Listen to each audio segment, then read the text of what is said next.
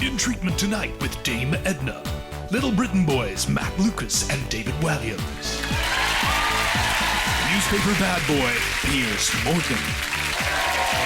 And blondie boymate Deborah Harry. She's a Jew icon.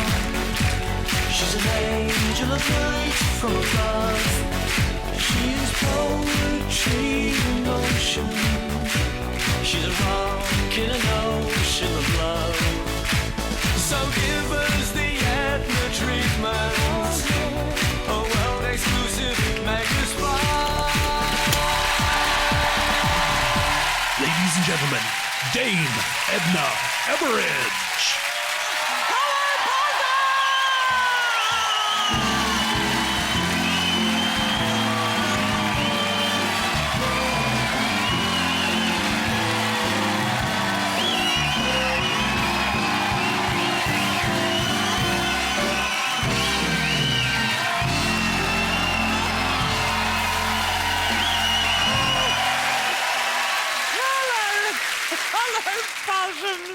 Welcome once again to my state-of-the-art celebrity care centre and spa. And if it isn't spring, it certainly feels like it to me. My sap is rising. My pheromones are moaning. And even my frock. It's a Kenneth Everidge original, isn't it beautiful? My puffball, it's gorgeous. And so now, isn't it? It's burst into bloom. And if I were gambling naked in a field, I might even feel like mating. But of course, that side of my organism perished with my husband, Norm. Did any of you know him at all? You would have adored him. Unfortunately, acts of immodesty that Norm committed in our modified Mooney Ponds bedroom are a thing of the past, but they have their consequences, and one of them is my dysfunctional daughter, Valmay. And now, by court order, my receptionist, look at her over there, dripping with Botox. She is thumbing through an old Wimbledon programme. Valmay, we are on the air. We're on the air, Valmay. Please. Hang on a minute.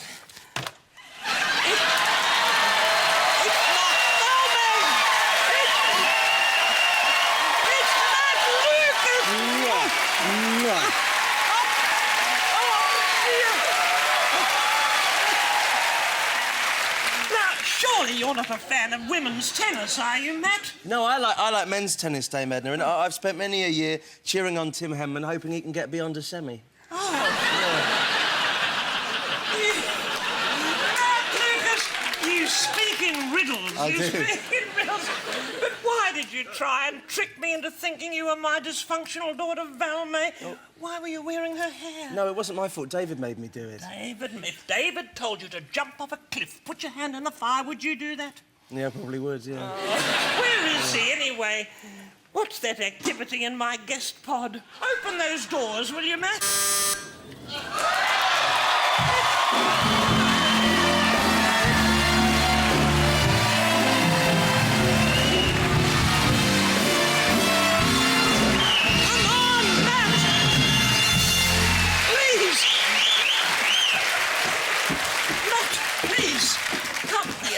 It's champion swimmer, David Walliams!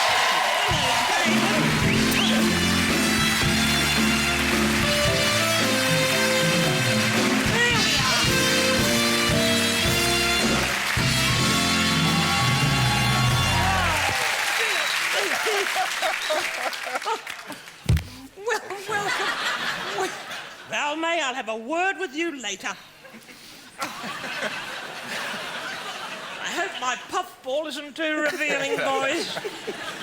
Oh, dear, welcome. And before we start, I have to tell you this. I never miss a Little Britain episode, I don't, because I'm a big fan of Tom Baker. I am a huge fan. I am, and you're lucky to have hitched your wagon to his star. Certainly is. Boys, You are loved by the nation and many other nations because I'm an Australian, as you know, and I saw your wonderful stage presentation in my hometown of Melbourne, and it was very, very enjoyable, the part that I saw. Did you arrive late or leave early? Well, I arrived late and I did leave a little bit early. I relied on someone to tell me about it, and it was beautiful. It was, and you are marvellous, and you could probably, by now, your institutions, you can hardly walk down the street without hearing catchphrases from your lovely show. What catchphrases do you mostly hear? I get, I'm a lady. I'm a lady. Do you ever have that one? No. I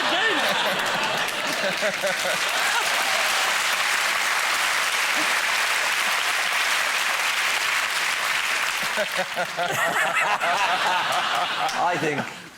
I don't like that character. I don't like when men dress up as women. For me, it's not... It's yucky. I don't know, there's something a bit... uncalled for. Yeah. I think uncalled for is the word. Yeah. Something in their home, something has gone wrong a long way back.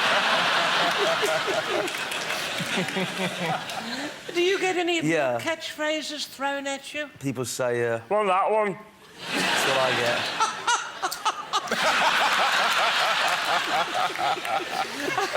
My favourite of yours is, am I bothered? I love it. I love it. The good one. Of course. We won many awards for that one, yeah. Say it for me. Me? I'm a bothered though, am I? I'm a bothered. Face, bothered. Hand, face, bothered. Pretty good, isn't it? It is.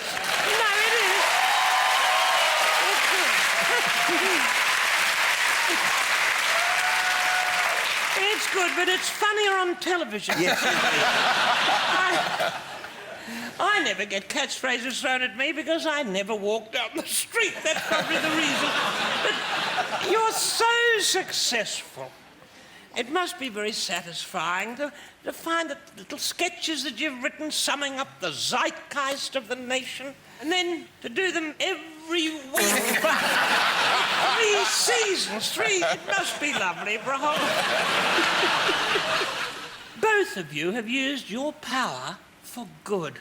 You've raised a fortune for comic relief. You have. Matt, #1, wasn't it? #1 with Peter Kay and the Proclaimers. And you helped hundreds of good causes, would have been delighted by that, wouldn't they? Particularly the Proclaimers.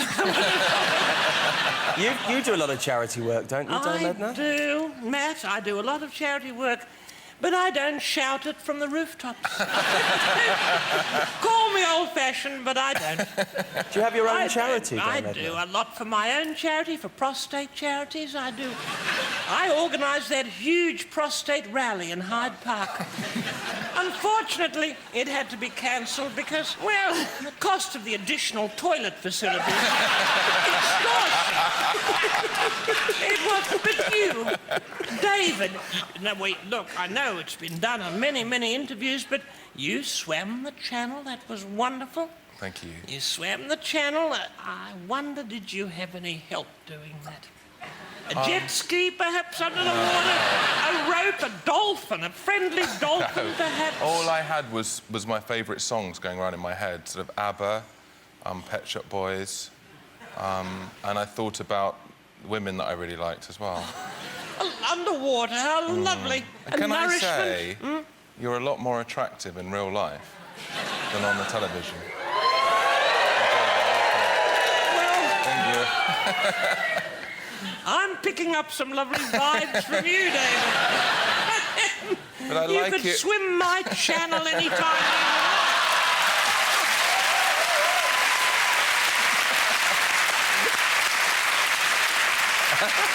How were you nourished? I mean, were you peckish while you were swimming away? Yes, I had to. You stop and have a sort of like a Lucozade drink. And, How do you do that? I mean... Well, you sort of tread water, and then someone throws you a bottle with with a bit of string on it, and you sort of tread water, drink it on your back, and then you give it back and you swim for another half hour, and then you give you another drink. Incredible. Did you have jelly? I heard that you had... Because I brought a stick with some jelly on here. They told me... No.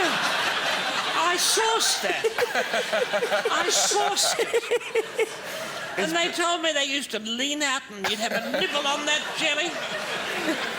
It wasn't jelly, no, but... Wasn't it jelly? Are you going to make me No, I'm eat not that? going to give it to you now. No, OK. Matt.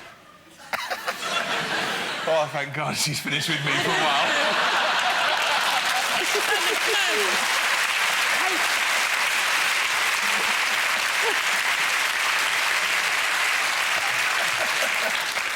Education is... I am really comparatively uneducated. I've had lots of honorary degrees, but I had a very simple education. You went to a lovely school, didn't you, Matthew? I did, yeah. Lucas? It was called Haberdashers' Asks Boys' School. Tell us about the famous people that went to your school. Oh, yes. Well, weirdly, I was at school with Sacha Baron Cohen, and he was about 3 years above me, and then about 3 or 4 years above him was David Baddiel. Now, do you need me to tell you who these people are? Yes, I do.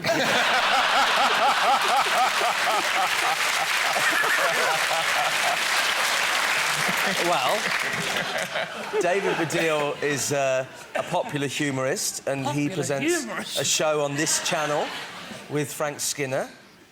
No, not ringing any bells.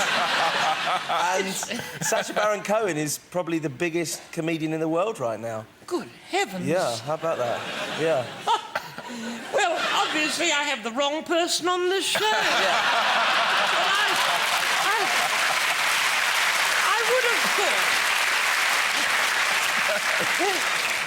I would have thought, my darling, darling Mr. Lucas, that you would have been the joker in the class. I think so. Were you bullied at that school? No, not too badly, no. Do you think he should have been? Well...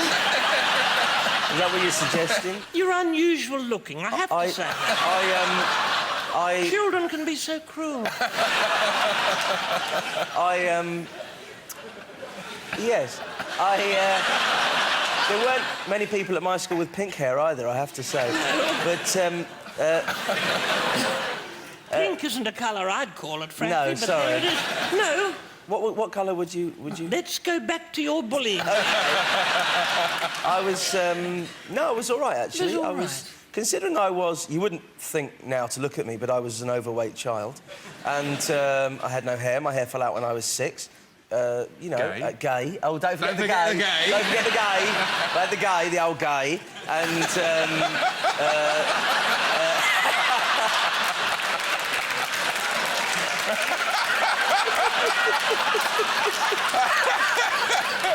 Jewish, is that a problem? No. That's a plus. I am possibly Jewish. Did you know that? Possibly Jewish. Yes. How come? You know, very soon after I was born, I could play canasta. Right. I could, without anyone teaching me. Really? Oh, well, I think it's a certainty then, Dame Edna, yeah. And I've got a talent, a lovely feeling to me. You'd sense it. My daughter Valmay was bullied. Really? That's why I sent her to school. Because honestly, in the mornings, I didn't have any more energy to bully her any longer. Off to school, David Walliams, you're attractive. You are attractive, and the nice thing about you is that you know you're attractive. Women are drawn to you, and we all have different sides to us. We do. Are they drawn to your masculine side or your feminine side? I think more my feminine side, because I like to do things like go shopping with friends of mine who are girls and go out to dinner and let them put makeup on me and that kind of thing. Oh. And girls like that. Yes, they want a kind of lesbian relationship with you, don't they, really? And by the way, that's not a word I normally use. It leaves rather a nasty taste in my mouth. Now, Patterson, I'm interrupting because I'm adoring my conversation with little David, and not so little Matt, but I sense that you at home are not. You're thinking, Edna, we've heard aspects of this several times before. It is you, Edna, that we're interested in. So, you would be right, and this is going to be a first, David and Matt. A world first, but during the break, we're going to swap our chairs. And when we come back, Matt Lucas and David Walliams will grill me to a crisp. I can't wait. See you in a minute.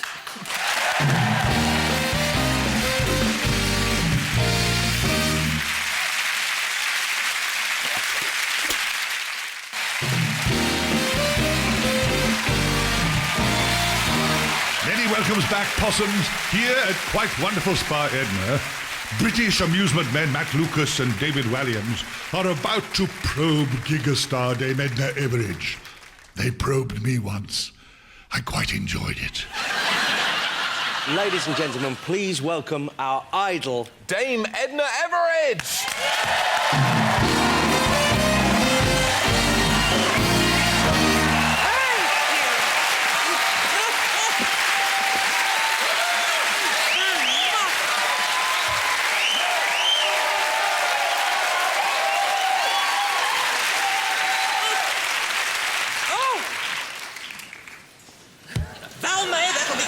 Enough of that off. What a great honour it is. We've always wanted to meet you, so thank you for coming onto the show. How have you kept your Australian accent, considering the amount of time you spend in Britain and America? Well, I never listen to anybody else. Therefore,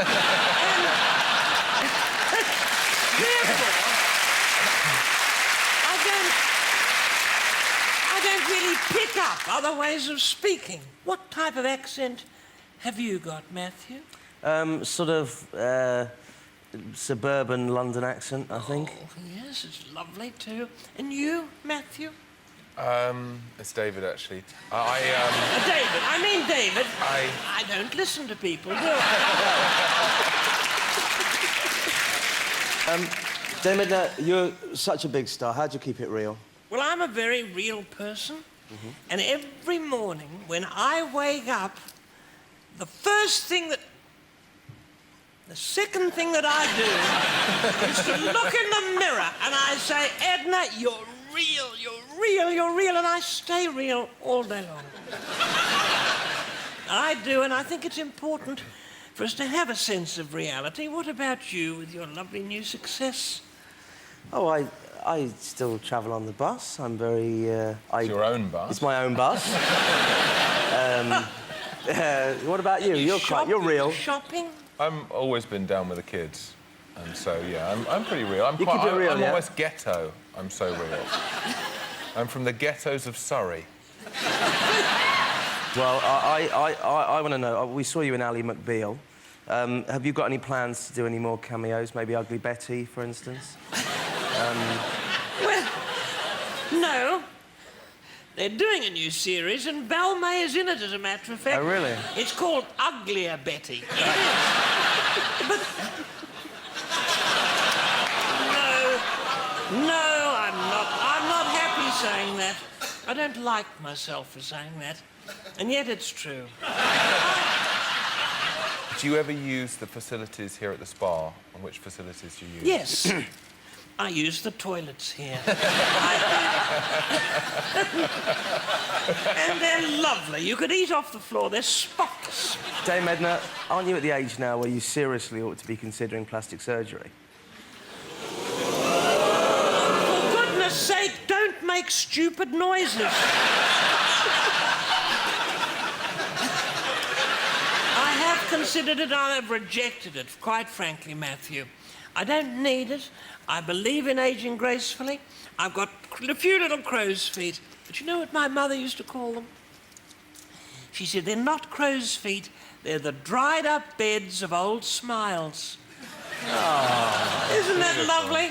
Oh. Do you know what I was told when I was little? That when it was thunder, don't cry, it's just the angels moving their furniture. Oh, isn't that sweet? It is lovely. Yeah. If this wasn't a TV show, we could go on in this vein forever, couldn't we? If we weren't looking for big laughs.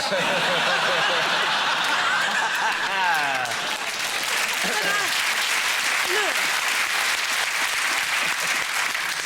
David Walliams. I just don't know if you're going to pause for breath and I can ask a question. No. OK. Now that your husband, Norm, has sadly passed on... Yes? Do you long for a man's touch? Well, I just have to travel by tube and I get plenty of... I've got a question to ask you, Dame Edna. All right, this is a bit of a tricky subject, but I know people have suggested that your son Kenny has gay tendencies, and I wonder if you think there's any truth in that. Oh, dear me. A few years ago, this is not a question anyone would dream of asking a lovely woman on television about their family. I am confident that my son is as normal as you are, darling. and I'll tell you this. Thank you very much. He is looking for Miss Right. Right. Now, he looks in some rather peculiar places, but he's not in a hurry, and tongues wag. It's destructive, the way people talk about other people's personal area, the private part of their lives. Now, I think wedding bells could toll one day. I hope they do. You have recently got married, and I think that's lovely. Oh, thank you very much. I'd love to meet her. It's not a her. It's not? No. I got married to my... Well, I had a civil partnership with my partner. Lovely. How lovely. I think I'm going to have a cerebral hemorrhage now. So you think it's wonderful for me? If it makes a person I adore happy, then I think it is wonderful, my Thank darling. you. Thank you. I do.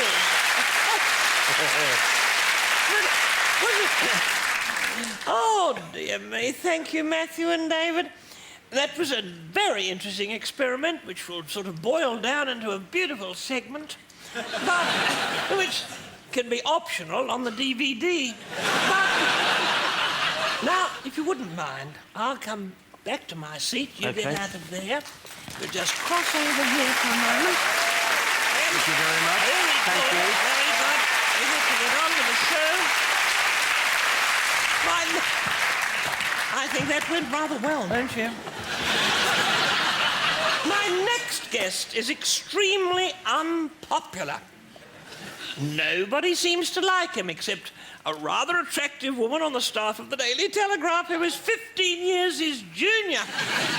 Please welcome newspaper bad boy, Piers Morgan.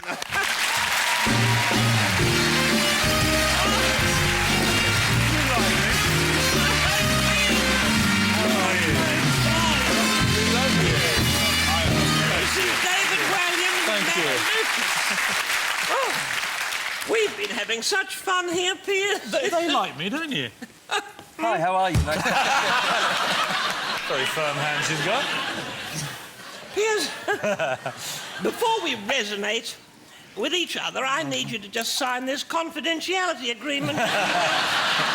No chance. The reason for this is that when we chat, there'll be little snippets of information, intimate. We've been talking very, very intimately here. I've been listening. It's been engrossing. Piers, we've revealed things about each other and ourselves we never thought we would, but we've done it tastefully. On the whole. So just, if you just sign... Of course. ...and initial on all those pages. This could take you 10 minutes, Okay. Piers, but I wouldn't want the world to know everything that I've been saying. sign every page here? Yes, will you see those little things? These are the deeds Well, to you your could- house, are they? How did you guess? No, Piers, thank you very much. A pleasure. I just don't want these details appearing in one of your publications. Of And course, also, of course, of darling, course. I think a tie. Do you mind wearing a tie? I think that little Hugh Grant look doesn't really suit a man of your age. There we are. Just pop that Thank you round. very I will. Thank you very Now- much. I've watched your long career. Thank you. The trouble is, I'm still not quite sure of who you are or what you do. Now, I've perused a lot of your publications, and it seems to me that Well, you're probably in the dark as much as I am. Your new book is called Who Am I? No, it's called Don't You Know Who I Am? Don't you know Yeah. who I am? Well, the reason is people keep mistaking me for gardeners. It happens all the time. I thought it was Alan Titchmarsh, but apparently I look like Dermot Gavin. Does anyone else think that? I mean, I don't see it, but it's happened 4 times now. I wish I knew who Dermot Gavin was. I wish I knew who he was, but that's my problem. People think I'm a gardener. That's the least of your problems. As a tabloid man, you had that experience... Former. I'm a reformed character. Did you ever rummage in someone's dustbin? I'd love to rummage in your dustbin, Edna. No, but... Perhaps when you were working at the News of the World. Ah, yes. No, I You never might have personally... delved a little bit. No, I used to order other people to do that. Val May was trapped, as a matter of fact, in a wheelie bin the other day. She was reaching for a half-eaten Happy Meal. Now, you've made a few mistakes in your life and your career. Who hasn't? Who hasn't? But you once wrote a story that George Michael had a love child in Frankfurt. Yes. How old would that kiddie be now? With the benefit of hindsight, obviously that lacked a certain credibility. I agree. It did, but it was a little amusing thing in the paper at the time. Truth isn't necessary, really, is it, in journalism? I mean, no, it's it an is. ingredient. It's just, a mere ingredient. It's an important ingredient. If you can get to the truth, it's quite nice. But you know what these celebrities are like, Edna, don't you? They're such lying little toe rags that who can we believe, you know? We're poor journalists, I mean. Since you left the Mirror, you edited, well, First News. Have you heard of that paper? First News. It's a paper, and it's a brilliant idea, aimed at kiddies. It is. Isn't it, between 9 and 12? After the Mirror, what made you go for the higher demographic?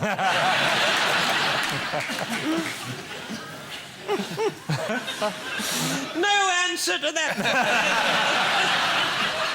I've got your little book here. You said something about a person called Winton. Have you heard of Ah, yes, Dale Winton. Winton? What did you know say him? about Dale Winton? I love Dale. I love Dale. Dale Winton. Some incident. He said, with that, Mr. Winton bent down, grabbed me forcibly by the shoulders, and began to snog me. Now, He did. is that a confession of some kind from you? I mean, you know, you're never too late, are you? Guys, I mean, I don't know, but it was an uncomfortable moment for both of us, I think. Why did it happen? We got to buy the book to find out. Oh, that's not going to happen. Well,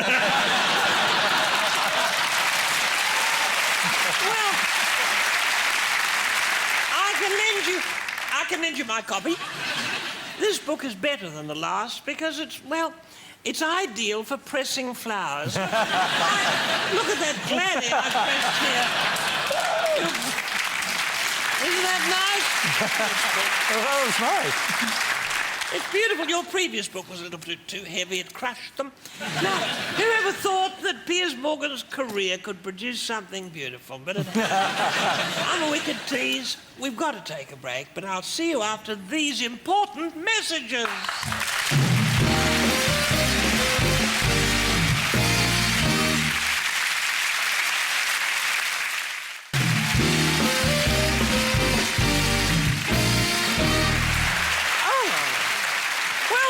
Sitting here and wooing me and the nation is Piers Morgan and Matt and David from the Tom Baker Show. Has Piers ever interviewed you boys? No, he's asked, but we very wisely said no. They're playing hard to get. I'm petrified because as I said to David, no good can come of it. Because we'll, I don't know, because he's too good. He'll grill us. He'll get us admitting to terrible things. What would you ask us? I would try and cause artistic differences as to who was the funniest. I mean, I know who I think is the funniest, for example, and if I was to say that, it could cause a bit of... Well, it could just cause a bit of tension, couldn't it? And then you might get a real interview. Luckily, we're both funnier than you.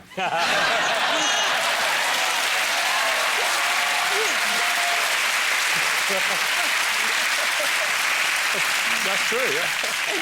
You inspire strong reactions, as I do. I quite like that. What?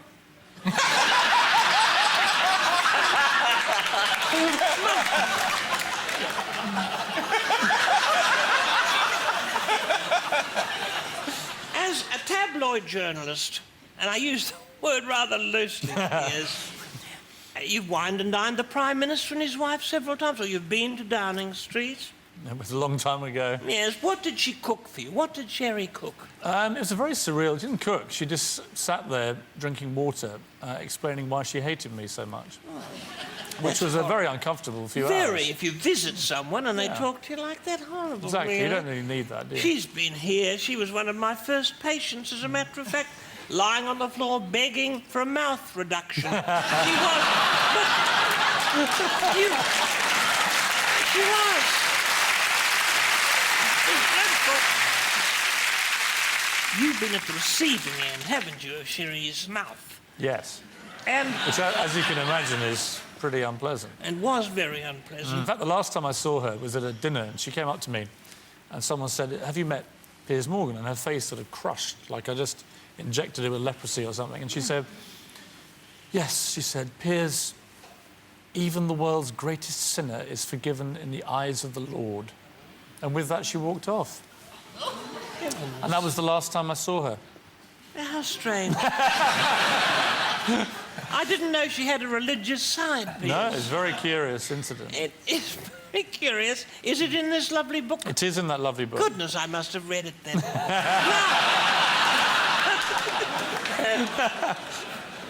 Now, you had a crush on the Prime Minister, didn't you? I've seen that in your show. Yes, it's When you're Sebastian. Yes, well, I mean, for the first time, we had a sort of dishy Prime Minister in Tony Blair. So we wrote a sketch about a guy, an assistant, could be an Alistair Campbell or Peter Mandelson type figure who has a crush on the Prime Minister. And we got to meet the Prime Minister in real life, actually, as well. Yeah, and you flirted with him. I did. He's a good-looking man. Is he?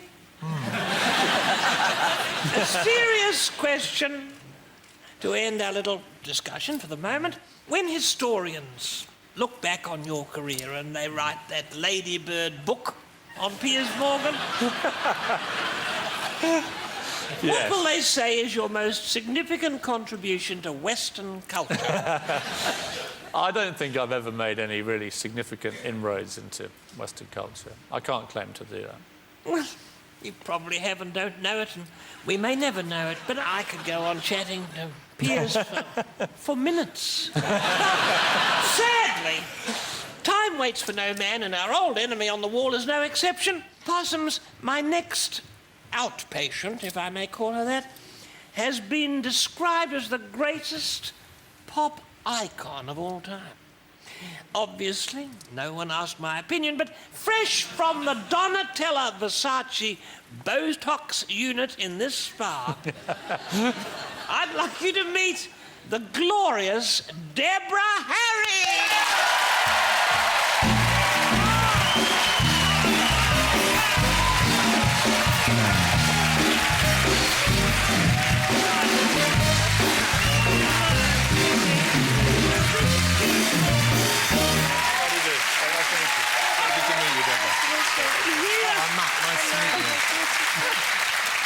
Debbie, sit down. Or Deborah. I prefer to call you Deborah. You're lovely. Oh. I'm so happy to be here. Now it's official. You look divine. Thank you. When did we last meet, Deborah? How can you forget? I mean, can you forget? Well, I think you haven't it was forgotten. in my dressing room. I know. It was that wonderful time in San Francisco. You came to my show? I came to your show. It was. You won me over. Did I? I was smitten. Yes. You Yeah. had a lovely time? I did. I had a really wonderful Was time. it one of the best shows you've ever seen in your life? It was one of the best shows I've ever seen, and also one of the most original. And I'd never seen a show before that had a barbecue in it. Yes, I used to get the people to come onto the stage, Piers, and I cooked them a lovely Australian barbecue. The theatre was filled with the smell of combusting chops and sausages. Thank you for those words of praise, which I had to pretty well squeeze out of you then, Debbie. But it makes what I'm about to say to you all the more difficult. You are the most famous, well, artificial blonde. You don't mind me saying that, do you? Well, Is it your natural colour? No, it's not. I happen to know that because No. a friend of mine saw you doing nude cartwheels at a party once. And I'm afraid. So you say somewhere that you're not happy about your hair in the mornings. Is that so? I don't usually look. I try not to look in the morning. Well... Do you? I mean... I don't really, but have you got pets? You've got a dog, haven't you? I do have a dog, and the dog used to sleep on my head, which was a little difficult. But she's grown out of that now. David, have you ever woken up with a dog on your face? By any chance? You've got to be... You have to be careful. You don't kiss it, do you? No, actually, I don't. You don't let its warm little tongue flicker between your lips. They try. Dogs. They try, but I go like this. Because you know this, Matt, don't you? Dogs don't have human feelings. They don't, Piers. I mean, they think one end of you is much the same as another. They do, and they're not looking lovingly at you, thinking, I must kiss that pretty little mouth. They're wondering why your cheeks are big and round and hairy. That's what they're wondering. Think about it. Now, incidentally, are you pierced? Yes. You are pierced? I'm pierced. Where? Just here on the ears. Tummy? No tummy. My daughter has a ring in her navel. Does she? So that if she breaks down, it's easier to tow her away.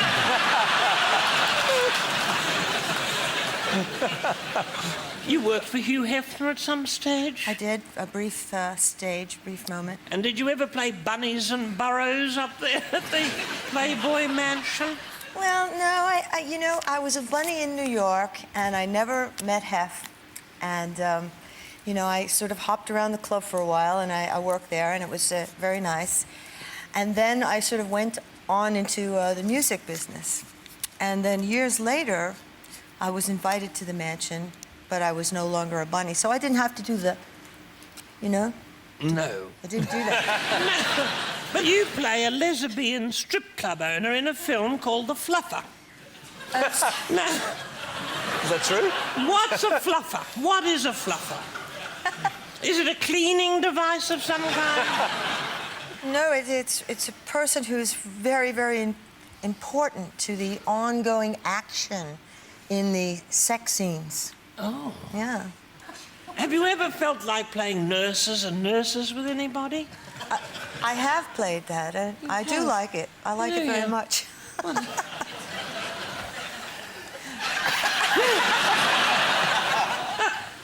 I think we should stop this conversation in its tracks right now, because Valmay is giving you a very strange look after that revelation, and I don't want to repeat what happened to Sigourney Weaver the other day. It was very, very embarrassing. Possums, it's time for an essential comfort stop.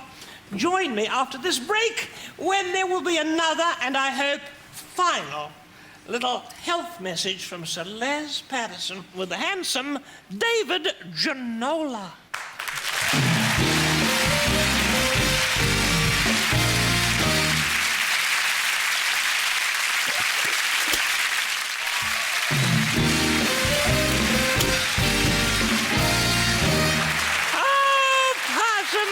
Welcome back, and I have been cherishing my chats tonight with Matt Lucas, David Walliams, and Piers Morgan, and the foxy, adorable little Deborah Harry. Now, it pains me now to introduce our next segment, Health and Lifestyle Around the World, with the unnecessary, totally unnecessary Sir Leslie Patterson. Tonight I'm wearing my medical hat and I'm getting rather serious in accordance with the sober new guidelines laid down by Dame Edna. And I'm going into a very delicate area for gentlemen now, how to examine the prostate gland. A Cinderella organ if ever there was one. It needs a light touch and it helps if you're double jointed. And giving me a helping hand is a Gaelic football star, and it was always going to take something pretty special to bring him back to British television. It's the very handsome David Ginola. David Granola? No, David Ginola. David Ginola.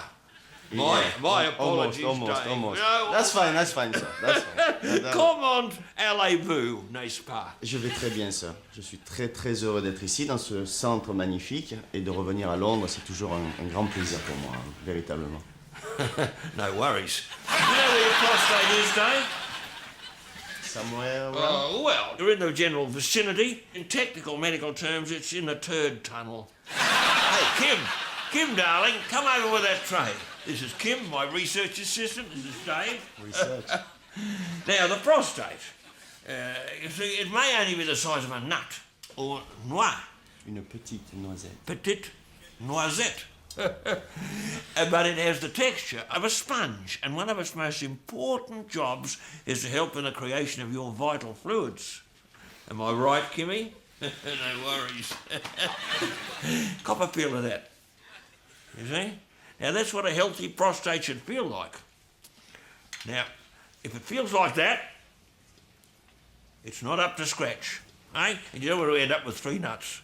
Right now, to help me show you and the wider viewing public how to inspect the prostate, you've got to have a willing partner, or what I call a prostate mate. Now, we've got this rather lifelike dummy here. There we are. It's a prostate examination simulator, and this is how it works. This is a difficult procedure. Dave, I'd recommend a surgical glove. I'd also suggest a bit of the basso, or if you haven't got any of this, you could raid the fridge, anything will do, a bit of cottage cheese, minestrone, anything of that kind. Now, up we go into the unknown. There we are. And what we're feeling for now is that little bastard through the wall of the old rectum. Check if it feels hard or knobbly. If it does, don't panic. It could be something, you know, that's been left up there on another occasion. All the same, it's worth seeking further medical advice. Now, all clear and withdraw. All right, David, you're ready to give it a go? Well, in for a penny, in for a pound, I guess. No worries. No, that's not your model. No, Dave, your model's over here. Get stuck in. Dr. Patterson, je suis désolé, je peux pas ça. Hein? Would you rather roll up your sleeve? Je suis désolé, je dois partir. Oh, that's enough. That is quite enough, Les. Oh, I'm sorry, Possums. Only a fool would think that they can examine their intimate plumbing on their own. Please, darlings, don't take important medical matters into your own hands, please. Now, if you have any concerns, by the way, seek professional medical advice. Now, on to more tasteful and savoury matters now. I feel a duet coming on.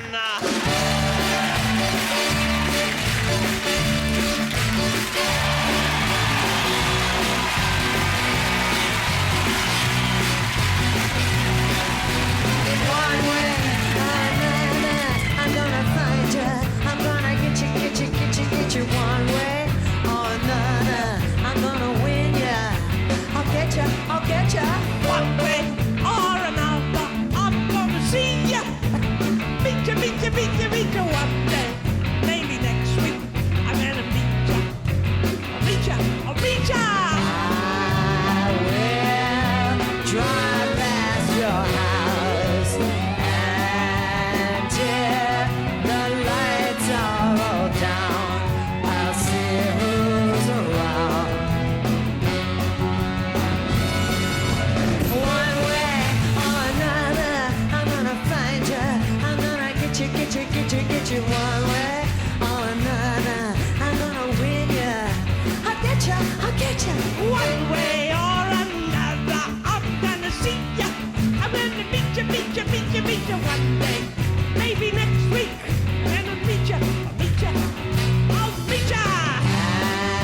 Until the lights are all out, I'll follow your bus downtown.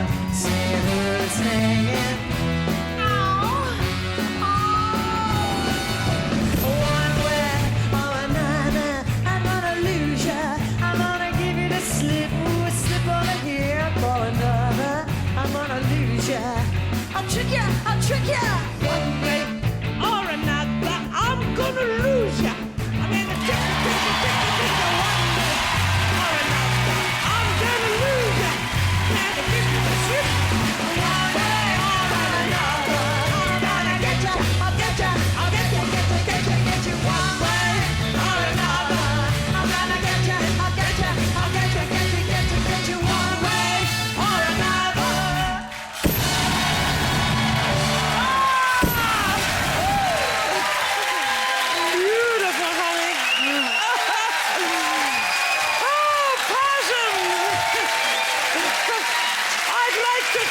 you all and all of my wonderful patients tonight. Matt Lucas, David Walliams, naughty Piers Morgan, and Deborah Harry. Thank you for having me at your place.